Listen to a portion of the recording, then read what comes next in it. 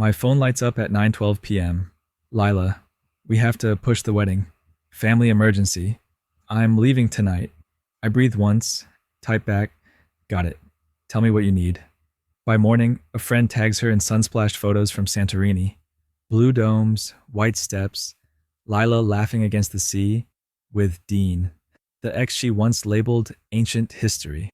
I move fast and clean. I cancel the venue, request reversals, hand the ring box to her side of the dresser.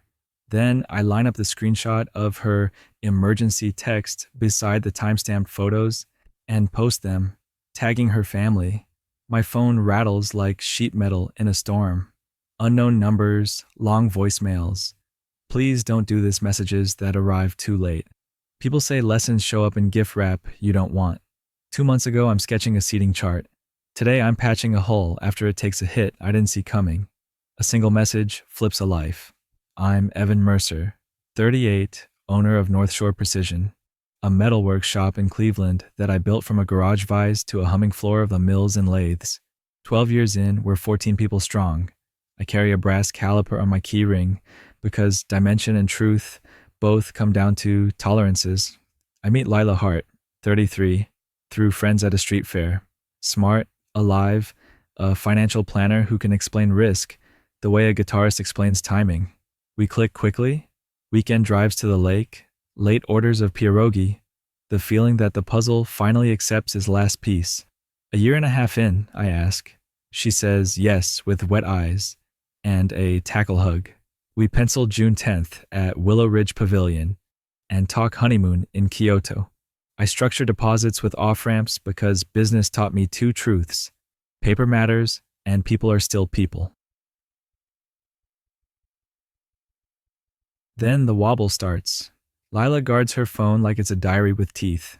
She works late, drifts during conversations, flinches at simple questions. I chalk it up to timelines and pressure. I pick up vendor calls, I draft a program. I call it care. In hindsight, I call it denial. Family emergency. Flying to El Paso. Aunt's in the hospital. Her message says last night. Do you want me to drive you to the airport? I offer. No answer. Now the timeline in my feed says otherwise. Blue water, bronze shoulders, Dean's hand around her waist. This isn't turbulence. It's a different flight plan. If you were me, do you go quiet or cut the power to the lies? Tell me your move in the comments. I pocket the caliper, scroll back through our thread, and catch the detail that won't let go. Lila's aunt doesn't match a story she told me about being an only child of only children. A measurement is off. I open contacts and hover over a number I've never called for answers I suddenly need. I tap the number and put the phone on speaker. Hi, this is Evan. Is this Mrs. Hart? A careful voice answers. Yes? Lila texts me, there's an aunt in the hospital in El Paso. Do you need anything from me? Silence stretches. Evan, we don't have an aunt. Lila is an only child. I'm an only child. Her father too. I thank her, end the call, and stare at the call log. 2:11. Facts line up like measurements on a steel rule. The story doesn't. I don't chase Lila. I document. Screenshots, timestamps, the metadata icon under each Santorini photo. I save a PDF of our message thread. Highlight her family emergency. Drag it beside the blue water and the hand on her waist. The caliper presses against my palm. The gap between what she says and what is true feels measurable. 3 days pass. My phone rings with her name. I answer. Babe, I'm at the hospital cafeteria. It's chaos trays clatter in her background. Too clean, too staged. I keep my voice level. How's the desert? Hot. You know how the border is in June. And the Aegean? A beat. What? The sea behind you in those photos. It looks good on Dean. She inhales sharply. Evan, don't do this. I needed closure. We ended so fast, and I kept having dreams. It means nothing. It means you lie, then you ask me to bankroll the dream. You're being insecure. I'm being specific. She pivots. Let me come home tonight, and we'll talk like adults. Come home. We'll talk, I say, because I want her to choose honesty even once. I hang up and open the Willow Ridge contract. Clause 12. extenuating circumstances, moral harm, manager initials in the margin. Our florist's agreement lists a refund schedule if the event dissolves for breach of trust. The photographer notes a transfer option if dates change due to misrepresentation by either party. I didn't write these clauses, but I respect the people who did. Evening comes. Lila waits on the couch with red eyes and a practiced tremble. She starts with sorry, shifts to reasons, lands on money. We're 3 weeks out, everything's paid. Everything isn't paid, I say. And we're not 3 weeks out from anything we still want. It was 3 days, Evan. It's a decision. I set the ring box on the table between us. The room goes quiet enough to hear the compressor cycle in my head from the shop. I picture my crew clocking in tomorrow. 14 people counting on me to know when a weld fails and when to scrap a part. I already know what part 3 requires. You can stay tonight, I tell her. Tomorrow I start unwinding this. Vendors, deposits, everything. After that you find somewhere else. Her face hardens. You'll ruin me. No, I say. I'll stop letting you ruin us. The caliper clicks shut. In the morning, I start with the venue manager. Morning light hits the shop floor as I call Willow Ridge Pavilion. The manager picks up on the second ring. Contract ID? WR3117, I say. Clause 12, conduct and misrepresentation. A pause, then keys clatter. If you can document it, we authorize a reversal up to 72%. Send proofs and a statement, you'll have them in 5. I email a neat packet, the emergency text, the EXIF timestamps from Santorini, our thread exported to PDF, subject line, request, extenuating conduct, WR3117, their auto-reply pings with a case number, number sign A, 94286, and an ETA before close of business. Next is Gerber and Vine, florals. Their policy says partial credit if cancellation is inside 21 days. But there's a footnote on ethical dissolution. We're at 19 days. The coordinator sighs, then softens. Given the documentation, I can process 60% or convert to full value if you redirect to a nonprofit event. Your call, process the 60. I want clean math, I tell her, even though the charity option tugs at me. The photographer offers a transfer. Your retainer can move to any date in the next 12 months, he says, or we refund half with proof. Hold the transfer for now, I answer. I'll let you know by Friday. Between calls, I draft a 1-page unwind plan, like I would for a faulty run. Bullets, deadlines, owners, venue, refund, florals, credit memo, photo, hold, caterer, reduce headcount to 0. Band, rebook option noted. Numbers line up, my heartbeat slows. The caliper in my pocket taps my thigh. A small reminder that tolerances exist for a reason. By afternoon, Willow Ridge replies, refund authorization RA1184 approved, percentage confirmed, funds to settle in 5 to 7 business days. The florist emails a credit memo CM7713. The caterer's manager writes back, almost kindly, happens more than you'd think. Sorry you're in it, I say thanks and mean it. Lila is gone most of the day. I pack her closet into 2 labeled boxes and a suitcase. Cords coiled, toiletries sealed, nothing tossed. It feels less like anger and more like closing a work order. On the nightstand, the ring box sits where I left it. I lift the lid, then close it again. Not today. At 6, she appears in the doorway, hair tied, eyes raw. Did you call them all? Yes. How much did you get back? Enough. She stares at the boxes. Where am I supposed to go? You told me you needed closure, I say quietly. Start there. Her jaw sets. You're punishing me. I'm setting boundaries. Over 3 days? Over the choices you made during those 3 days. I change the locks after she leaves with the suitcase. The new deadbolt seats with a clean click. The apartment exhales. I pour 2 fingers of the bourbon I meant for a toast and let it sit untouched on the counter, amber and honest. Email dings again. RA1184. Funds initiated. And a second later, my door buzzer sounds. No one waits outside. Instead, a courier envelope leans against the frame. Heavy paper, gold crest. Inside, a cease and desist letter on firm stationery. demanding I retract defamatory statements to her family and vendors. My name looks small under the threat of italics. I set the letter beside the caliper. Measurement meets bluster. Truth has receipts. Bluff has headings. Tomorrow, I'll call someone who knows the difference. The letter smells like toner and theater. Cease and desist, bold at the top. A crest that wants me to flinch. Calder and Bronson, LLP. File number, CB22191. Deadline, 48 hours. I set it beside the brass caliper and dial a number Tyler at the shop gave me. Naomi Feld speaking. Ms. Feld, it's Evan Mercer. I've received a C&D tied to my fiance's misconduct. Truth isn't defamatory, right? Correct, she says. Defamation needs falsity. Don't delete anything. Export copies. Your post should be evidence forward. Screenshots, timestamps, 0 adjectives. I'll respond on letterhead, so I leave it up. If it's accurate, you can. Also, no DMs. Funnel everything to counsel at note. I'll send I email her a zip. RA1184 refund notice. CM7713 credit memo. The EXIF pulls from Santorini. Our thread PDF. Subject, E. Mercer. Documentation set V1. 5 minutes later, her reply lands. Response drafted. If they escalate, we counter with Rule 11 language. I check the post I made on day 1. 2 images, 1 caption. Why the event is canceled. Refunds in process. No name calling, no heat. Comments climb anyway. Friends, friends of friends. Strangers who recognize patterns.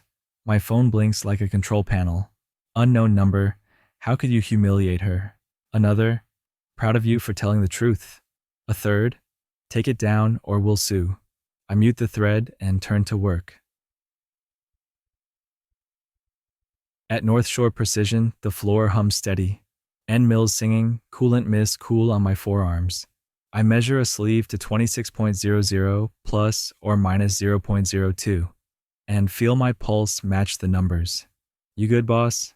Tyler asks. Dialing in, I say, and mean it. Chaos outside, tolerance is here.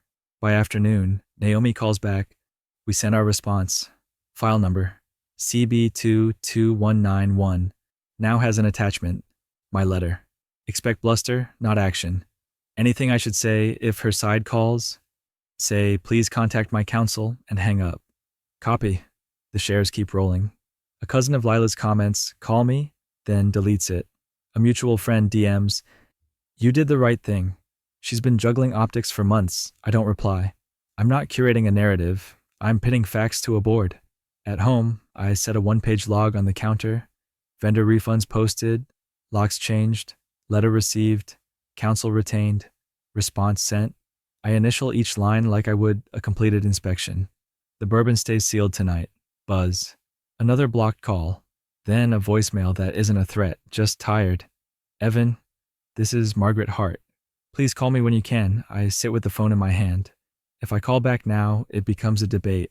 If I wait till morning, it can be a conversation. The caliper rests on the log, tiny jaws open over today's date.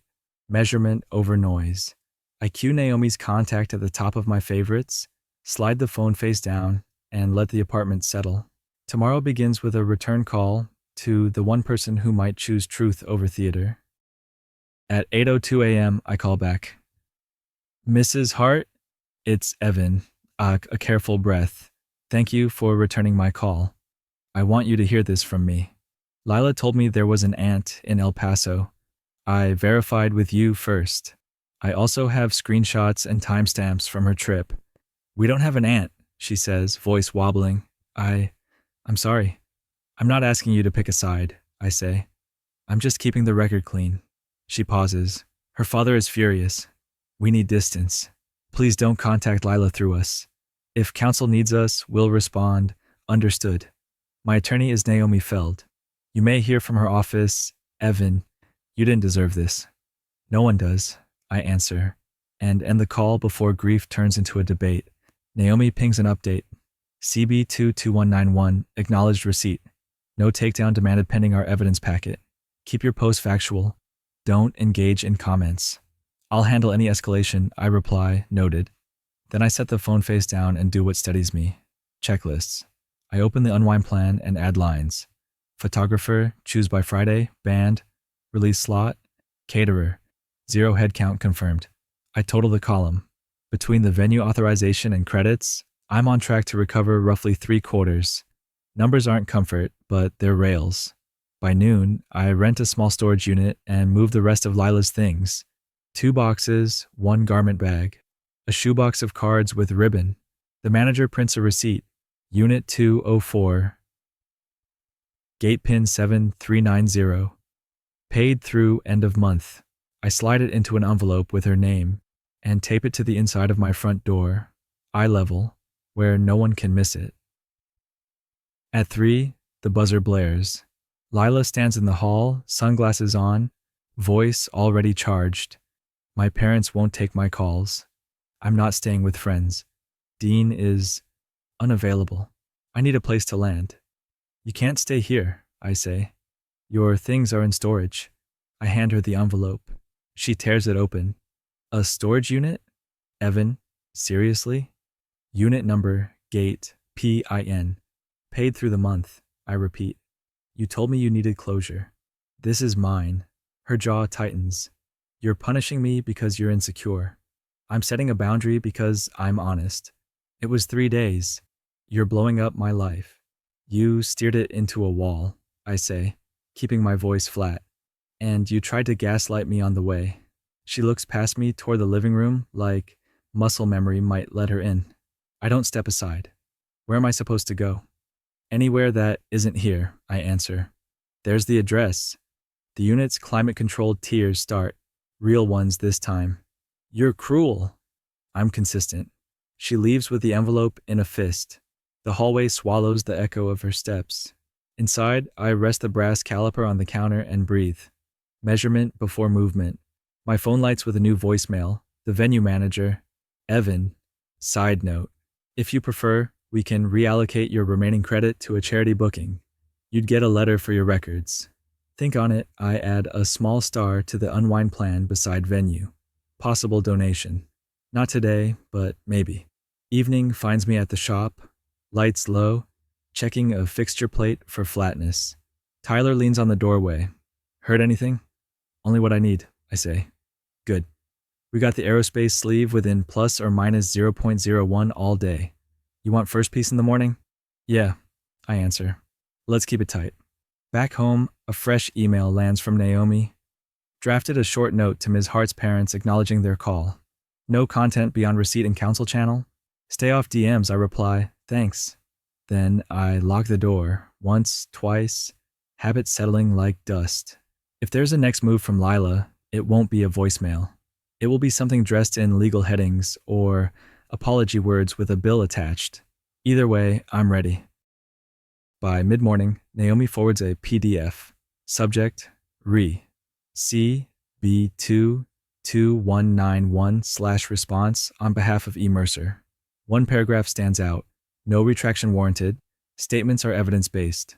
Beneath it, her footer, bar number, downtown address, looks sturdier than their crest. I file it in my C&D folder beside RA1184 and CM7713. Receipts stack into a spine. A new voicemail waits from an office number I don't know. Mr. Mercer, this is compliance at Graybridge Wealth. We're conducting an internal ethics review and would like to confirm timeline and materials referenced in your public post.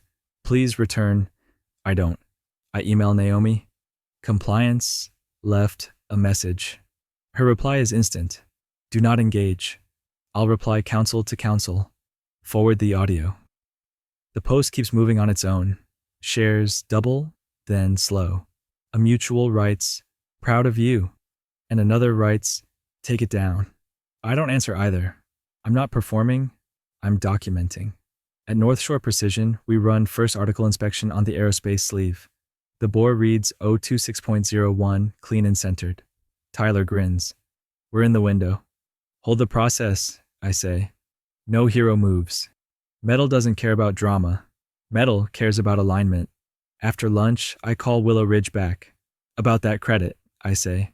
Can you transfer it to a pediatric rehab fundraiser if the date fits? Yes, the manager answers. We'll issue a donation letter. An hour later, a PDF lands. Donation letter DL4521. Event date blank. Placeholder charity line ready. I print it and set it under the brass caliper so the corners flatten. Lila texts at 3:14 p.m.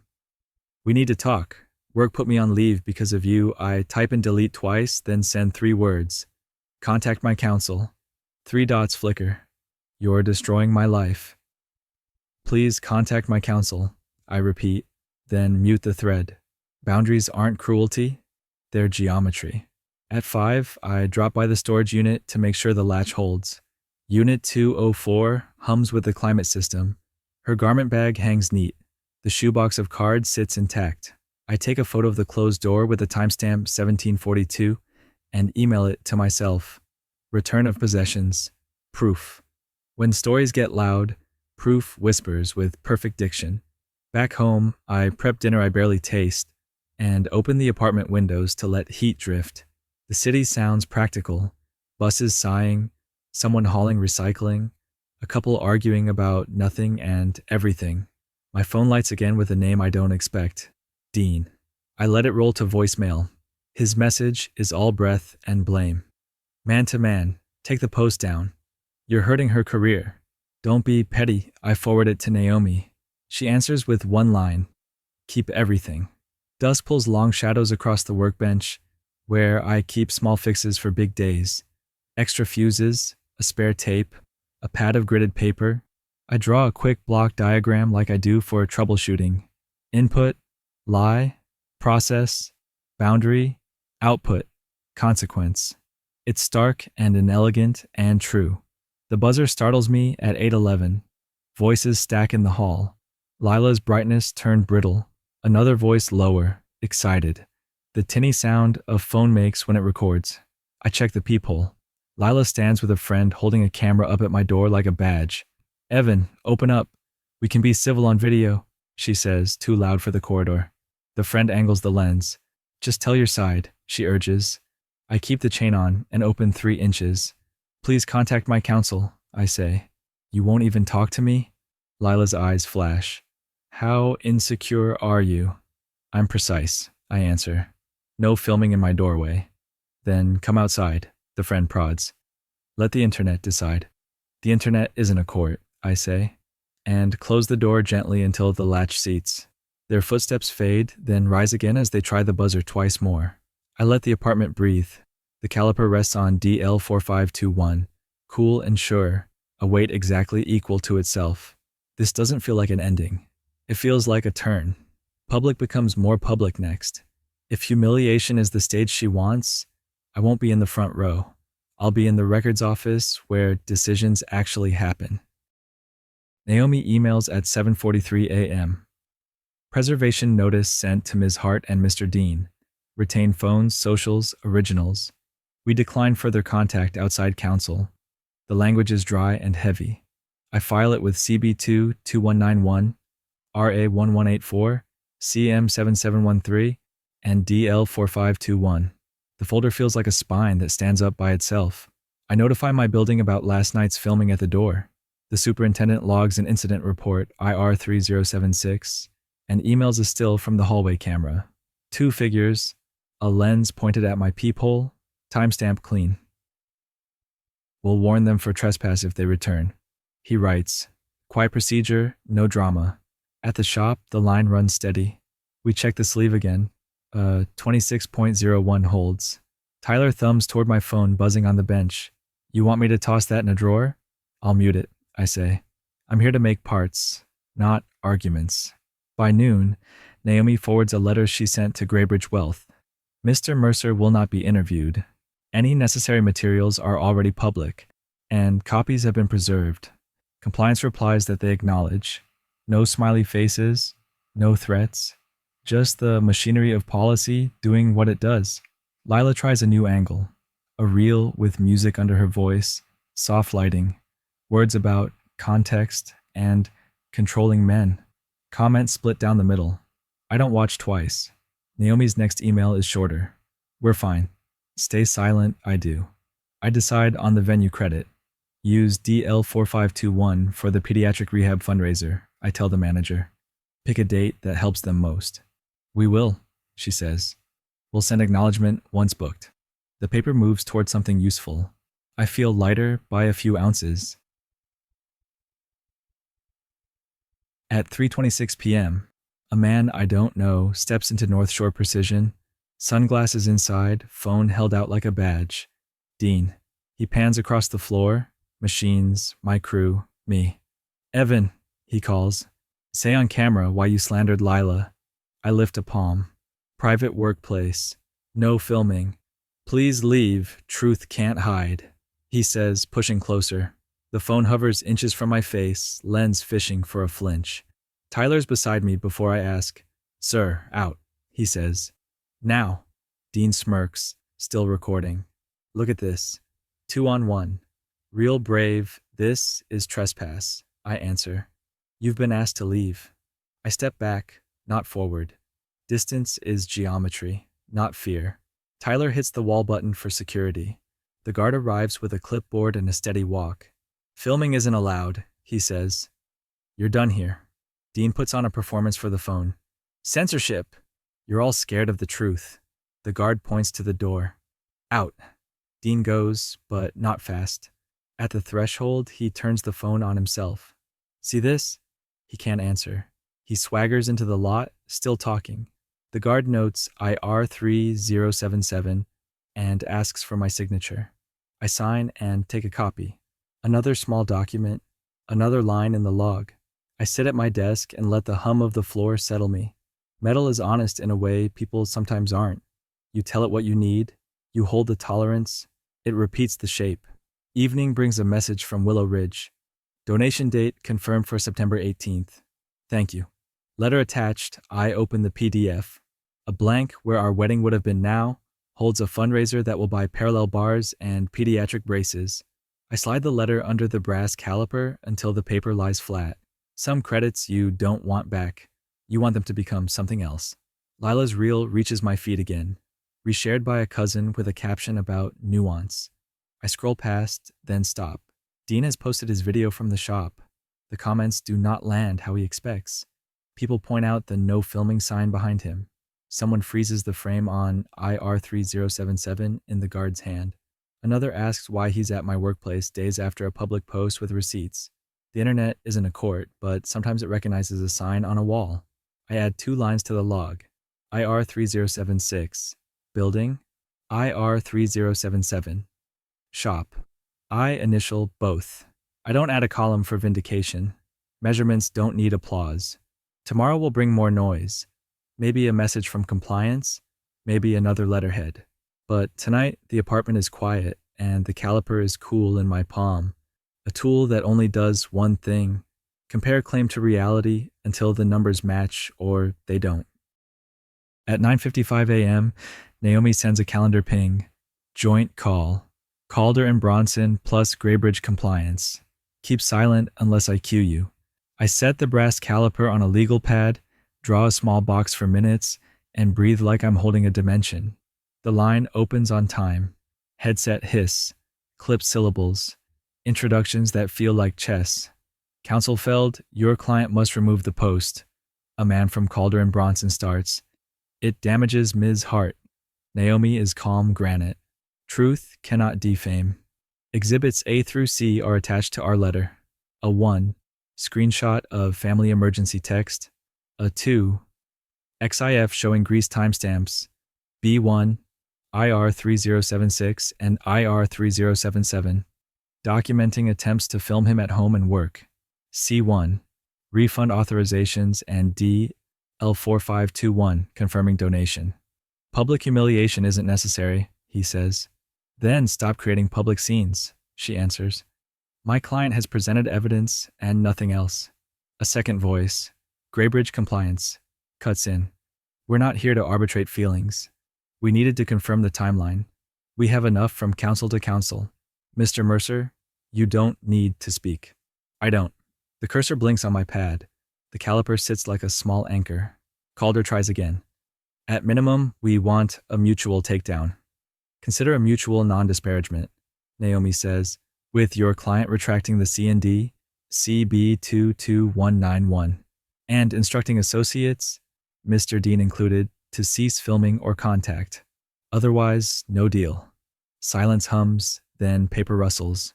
We'll advise our client. Put it in writing, Naomi replies. We'll do the same. The call ends at 10:24. I write MM-0619-29 minutes in the box and slide the notes into the C&D folder. Naomi rings back immediately. You did fine, she says. If they send a real proposal, I'll vet. Meanwhile, keep receipts and stay off socials. Copy, I say. Thank you. Work steadies me. The aerospace sleeve holds diameter 26.01 through the afternoon.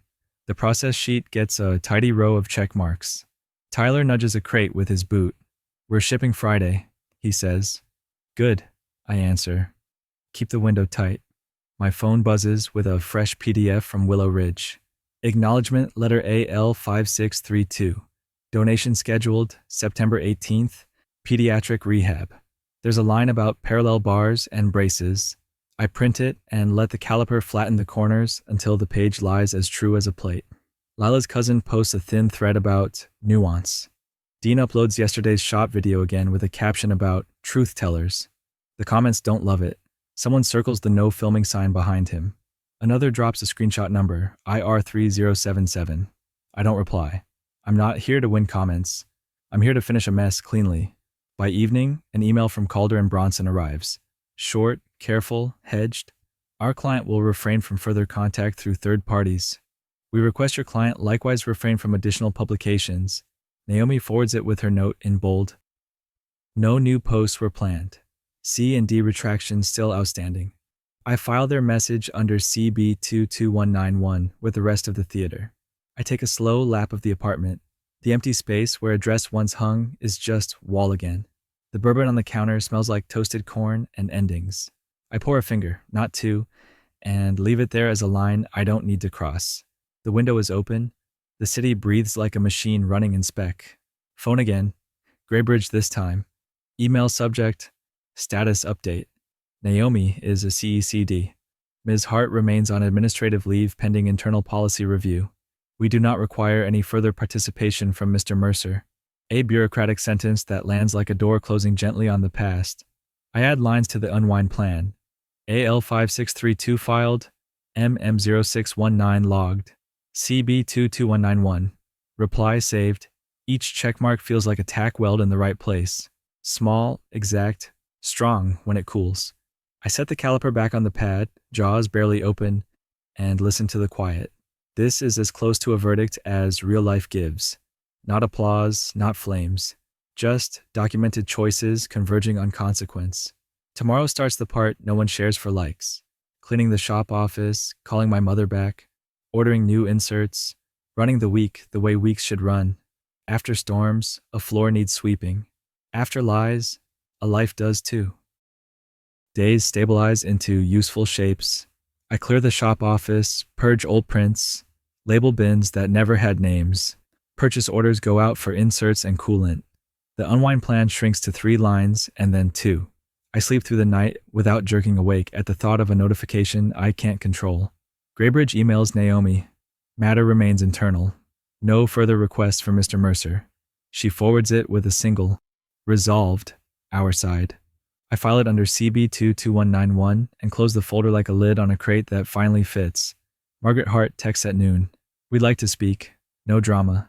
I choose a diner near the lake, booth by the window, coffee that tastes honest. They arrive together, small and careful. Mr. Hart keeps his palms open on the table as if this is a meeting, not an apology. We're sorry, he says, for the lie and for what followed. I appreciate you saying it, I answer. He slides an envelope across the formica. We insist on covering what you couldn't recover. It's not charity, it's accountability. You don't have to, I say. We do, Margaret replies. We raised her better than this, and now we have to act like it. The envelope holds a cashier's check and a typed note with the exact vendors listed. I take a breath, measure the moment, and nod. Thank you. I snap a photo of the memo for my records and email the deposit receipt to Naomi with the subject, Heart reimbursement. Proof, not revenge. Just arithmetic that balances. Back at North Shore Precision, we complete the first run. The sleeves stack in foam like coins you don't spend. Tyler flips the Traveler and grins. Ship? Ship, I say. We palletize, band, print labels. The dock door lifts and the truck swallows the crate. I watch it go until the taillights blink out at the corner. Work leaves, peace stays. In the evening mail, Willow Ridge sends a thank you from the pediatric rehab team. Black ink on thick paper. AL5632 now includes a line about therapy bars scheduled for installation in September, a signature looped like a treble clef. I set it under the brass caliper and press the corners flat. It isn't the future I pictured for that deposit, but it is better than letting it sour in a ledger. Lila's feed goes quiet, then private. Dean's videos stall, a few captions edited to vagueness. The hallway stays empty, the shop door stays shut to anyone with a camera. I don't scroll for confirmation. My proof is in the paper, and the paper's enough. I open my safe, check the ring box, and close it again. The instinct to assign meaning to metal makes sense to a man who measures for a living, but this piece sits outside of tolerance for now. I'm not melting it down. I'm not repurposing it. I'm letting it exist as a shape that used to fit. Before bed, I call my mother back. We keep it practical, work, weather. The brisk way dawn comes earlier each week. You sound steadier, she says. I am, I answer. I'm good. Then keep doing what makes you good. I update the unwind plan with 2 final marks. Reimbursement posted, donation acknowledged.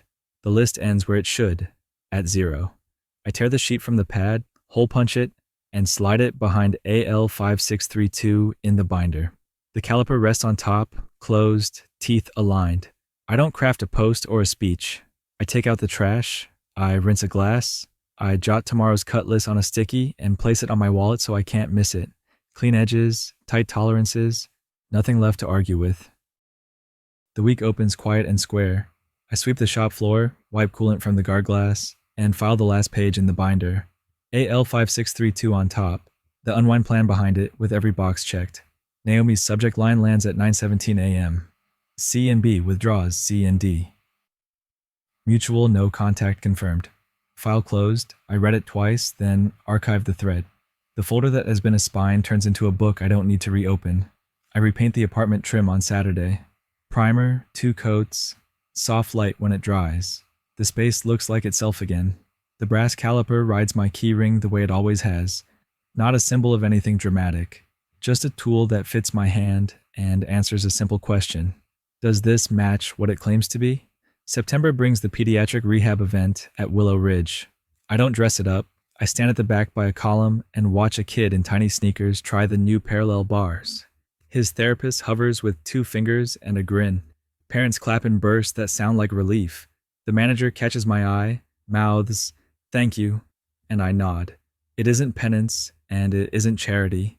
It's taking something that could curdle and turning it into motion.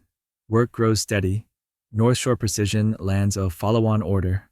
Tyler marks the board with ship dates through October.